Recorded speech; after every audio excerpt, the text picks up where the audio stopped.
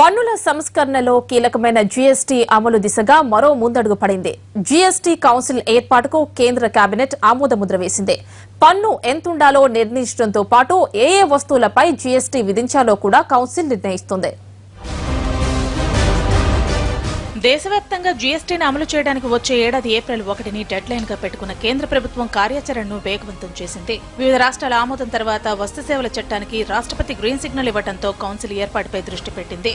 ప్రస్తుతం వివిధ రాష్ట్రాల్లో అమల్లో ఉన్న పరోక్ష పన్నులన్నీ రద్దై ఒకే పన్ను విధానం అమల్లోకి తీసుకురావాలంటే చట్ట ప్రకారం అది జీఎస్టీ కౌన్సిల్ ద్వారానే సాధ్యమవుతుంది. అందుకే జీఎస్టీ కౌన్సిల్ ఏర్పాటుకు కేంద్ర కేబినెట్ ఆమోదముద్ర వేసింది.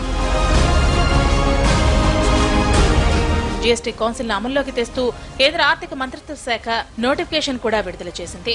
ఈ నెల 22, 23న జీఎస్టీ కౌన్సిల్ తొలి సమావేశం జరగనుంది. జీఎస్టీ కౌన్సిల్ కు కేంద్ర ఆర్థిక మంత్రి అరుణ్ జైట్లీ చైర్మన్ గా వ్యవహరిస్తారు.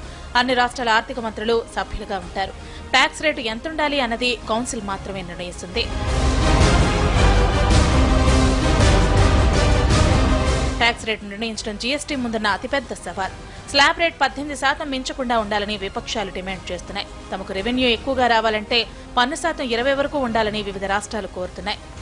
దీంతో కౌన్సిల్ ఎంత రేటును నిర్ణయిస్తుందన్నది కీలకంగా మారింది. వచ్చే ఏడాది ఏప్రిల్ 1 నుంచి జీఎస్టీని అమలు చేయాలంటే మరో 2 కీలక చట్టాలను పార్లమెంట్ ఆమోదించాల్సి ఉంటుంది.